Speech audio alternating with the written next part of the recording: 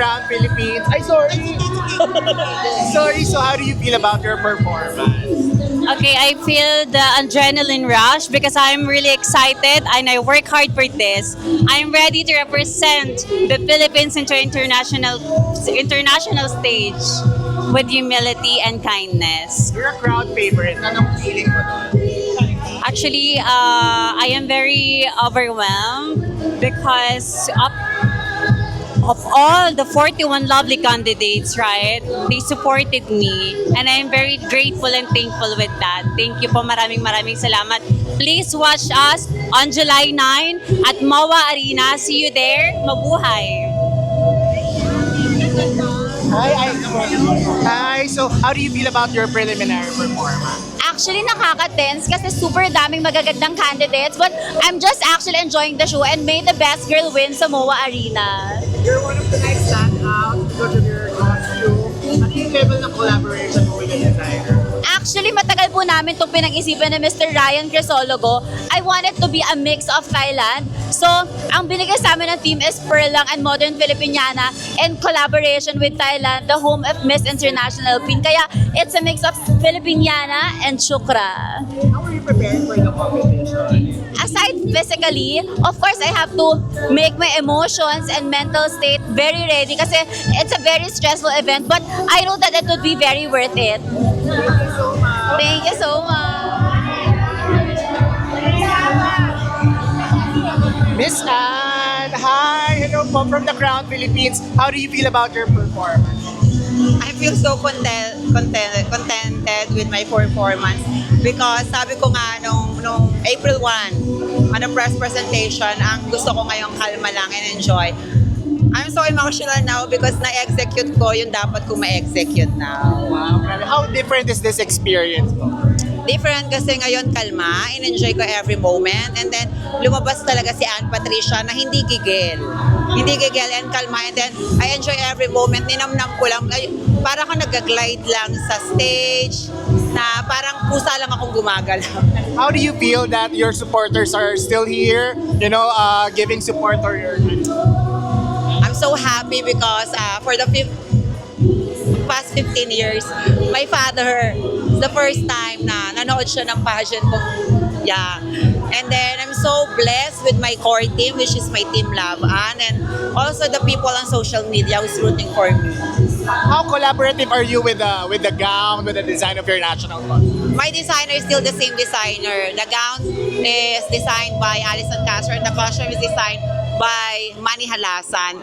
Gusto lang kasi nila, yung palabasin yung ako, yung babae lang daw, malambot, soft, yung relax lang. So, nagtiwala naman ako sa kanila, sinabi ko lang yung gusto ko, and then na-execute naman ng maganda. Your message to all of your followers and supporters. Mabuhay, this is Ann Patricia Lorenzo, your candidate number 13, representing Manila. Thank you so much. Supportahan niyo po ako at lahat ng queens on July 9 sa Coronation Night po sa SM MOA Arena. And continue lang niyo po ang support and yung love niyo po, isend niyo lang po sa akin.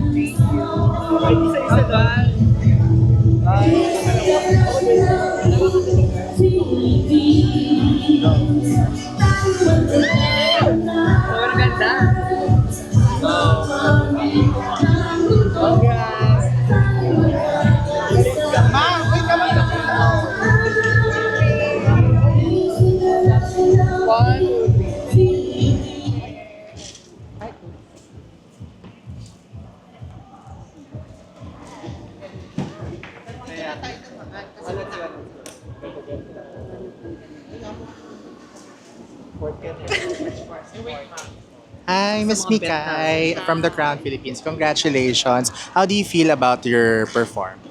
I am very happy right now because I know that I did my best, because I believe that doing your best is the best thing that you can do. So if you fail or if you fall, there's no regret because you know to yourself that you did your very, very best.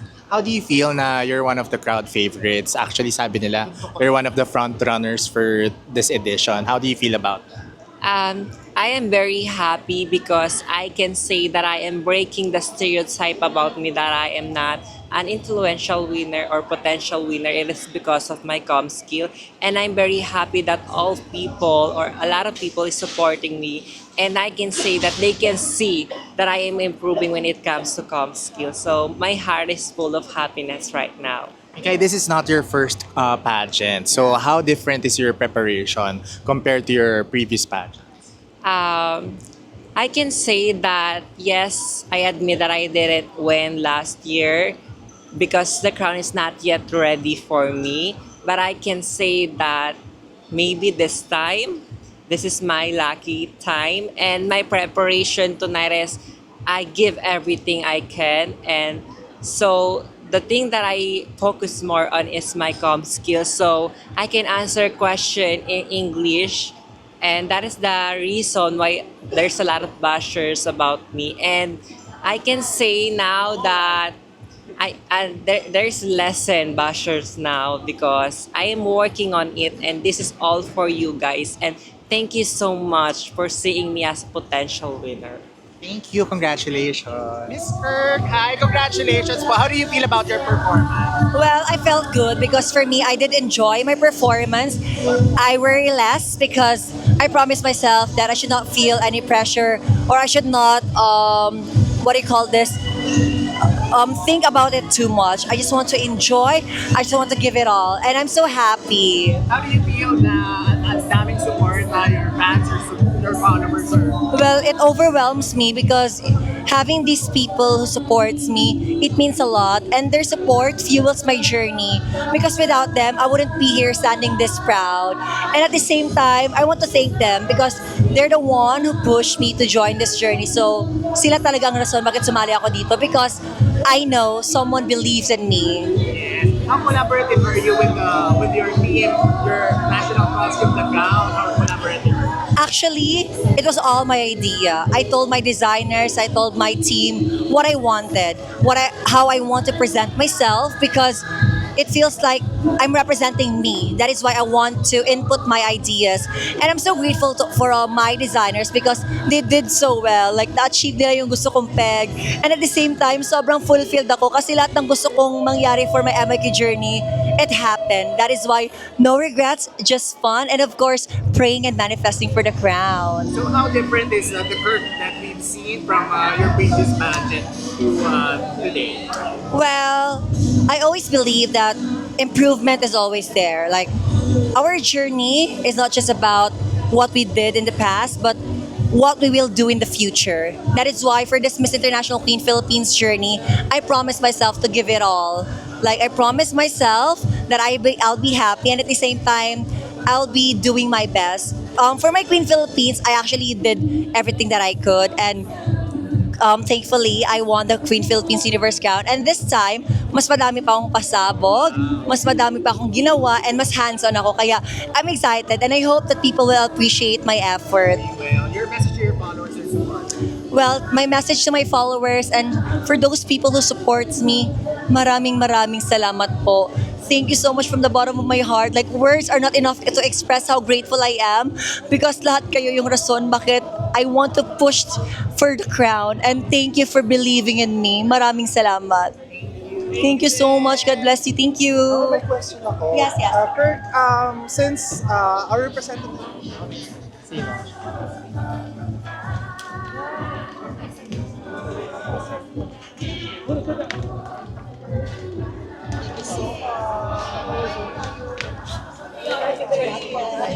Hello po. So how do you feel about your performance for the preliminary? My performance was a good to inspire people para may pakita sa lahat na maganda ako. I have my own duty. Yes, and you're also one of the parang marami po nag-share sa inyo. How do you feel about that? Well, in my promise in the Bicolandia, I am the one that most famous in the world, in the Bicol region. Sometimes, pagiging komedyante ko dati, yun. Tapos, nagbakas yung Miss International Philippines. Paano po kayo nagpe-prepare for the competition? Pinag-aandan ko po talaga yun kasi this is the prestigious pageant in our Pilipinas. Your message to your followers, to your supporters. My father, napatay na po siya. Your followers, mga supporter po ninyo sa family. Ah. What's your message? First of all, my designer first, Miss Mel Star Collection. He is from Thailand. Thank you so much for the wonderful kindness and supportive me, Mel Star Collection, and my makeup artist in the Bicolandia, Kuya Francis Concepcion Hermogino from the Bicol region. And to all of my followers, thank you so much for supporting me. Thank you so much. Napakabongga naman ito. So, ngayon pa lang, bongga na. So, what more sa finals? Ano kayong expectin ng mga pageant fans for MIQPH 2025? Of course, madami. Kasi nga, it's our first time sa SM Mall of Asia Arena. And it's my dream para sa LGBT community. So, yung unang-una na-expect nila dyan, of course, is yung stage, yung #MasterPiece stage na talagang inaabangan every year sa mga ginagawa ko sa mga different pageants. So, yun yung number one na talagang sobrang napaproud ako kasi nga, first time natin doon, so I want to have the history talaga for LGBT community talaga. So yun, yung number one. And of course, yung transformation ng mga candidates natin. So yun yung mga dapat nating abangan. Kasi nakita nyo sila from the press presentation and down, nakita nyo kung paano sila nagtatransform unti-unti dahil syempre, kagaya ng pinangako ko, hindi namin pinabayaan ang mga candidates natin. So yung organization is talagang tumulong para sa mga candidates natin. Sinuport namin sila, yung mga walang costumes, yung mga walang gowns. So natutuwa ako dahil ang dami din nag-support ng mga designers. Dahil nung time na nag-ask ako ng help for the community, talagang dun ko nakita yung unity. Tinulungan nila yung mga candidates. And even, hindi lang yung mga designers natin, even co-candidates. Sila mismo yung nagtulungan sa isa't isa. So, tuwan-tuwa ako. I heard yung accommodation ng ating mga candidates din from co-candidate. What's up, sure na? Pili ko kasi MIQ, rin ako candidate. So, na-provide nyo rin din po ba yun? Yung mga accommodation. Yes, opo. Kasi may mga candidates tayo na talagang from malayo, from mga provinces. So, talagang pre-provide namin. Meron akong mga candidates na pinagsama-sama sa isang parang Big Brother house. Tapos, so yun, we provide the food for them, the breakfast, lunch, dinner. Minarket namin sila for the whole week dahil nga syempre madami tayong activities. So, nagkaroon talaga ng sisterhood, which is tuwan-tuwa ako kasi yung mga candidates is para sila naging magkakapatid. Which is yun naman talaga yung gusto kong mangyari. So that is alagang tayin din siya, alagang MIQPH. Alagang Master. Yeah, mga tapings. And Sir Taze, go. Masterpiece, kailan mo ba inumpisahan tong pangarap na ito na dalhin sa MOA? Ang, Kailan na, dumating yun, international yung sa stage? utak mo nun? Siguro 10 years ago. 10 years. Dekada na din. No? Tapos ngayon, finally, Dati dinodrawing ko lang yun sa, sabi ko, magkakaroon ng ganitong pageant. Tapos yan, maraming susupport. after 10 years, Cliname ko siya, paulit-ulit ko siyang sinusulat. Tapos yan, finally, binigay ni Lord yung para sa atin. At deserve naman natin talaga For the yun. LGBT. LGBT. Any clue naman na magiging, of course, for our, sino ba magiging judges natin? Judges, of course. Sige, one hint natin sa judges natin. Alagang ano kasi yan, #MasterPiece. Ako gumawa ng wedding yan. Parang kilala ko natin. Alam na. Ako gumawa ng kasal niya. So, naniniwala ako na kaya niyang hanapin yung susunod na i-represent ng Philippines sa Thailand talaga. At yan ay nag-iisang Samantha Bernardo. Yeah. Yan, judge siya. And Sir Samantha Bernardo. Taze, sinabi mo kanina na merong sinabi mo kanina Sir Taze, sinabi mo kanina na yung mga candidates meron silang 150 each tickets. And then the remaining, meron din mga pageant fans na gustong manood din. Yes, So opo. paano nila makiklaim yung ticket na gusto nilang manood? Sa ticket booth lang ng SM Mall of Asia Arena. So doon nila kukunin. Kailan po yan? Yes po. So mag-open sila ng July 6 and 7. Pwede na silang kumuha May doon. may specific time po ba for... I-announce namin sa Facebook page. Okay. Opo. So sortihan talaga yung unang pumunta. Siyempre pagka nag-una First sila, come, first serve. sila yung nasa front seat, sila yung nasa upper back, sila yung mga ganun. So dapat agahan nila. So once we post it online, na pwede na nilang kunin sa SM Mall of Asia Arena mga tickets nila, they should come na dun sa ticket booth para makakuha sila.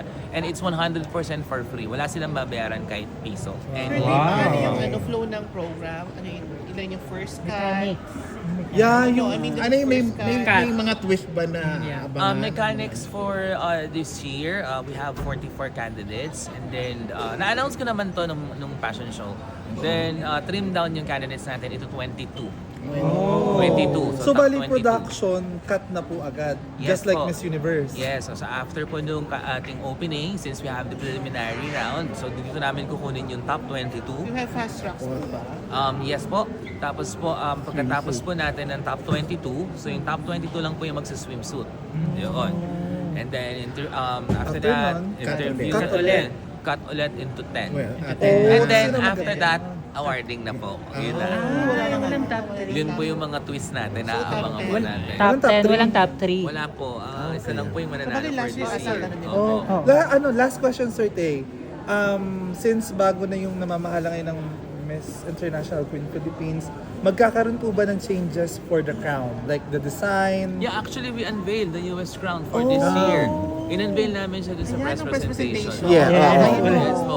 Press presentation, yung crown natin. Who designed the crown po? God Diamonds pa rin from Thailand. Opo, sila pa rin First yung from ano Thailand natin. pa rin. From Thailand. And a message to, of course, to our MIQ Philippines fans. This is your chance to watch it live na walang bayad yung ticket. So, huwag niyo Grabe. pong sayangin yung pagkakataon na ginawa ko from the beginning. And praying po na magawa ko yan every year, na makapag-free tickets tayo so para mas Yes. marami pang support. More weddings to yun come. Po. Yun po yung natin, yung dream natin kasi hindi ako after talaga dun sa ticket selling. I want is masuportahan yung mga candidates natin First during ever. the The first ever. First ever. Correct. First ever to. finals.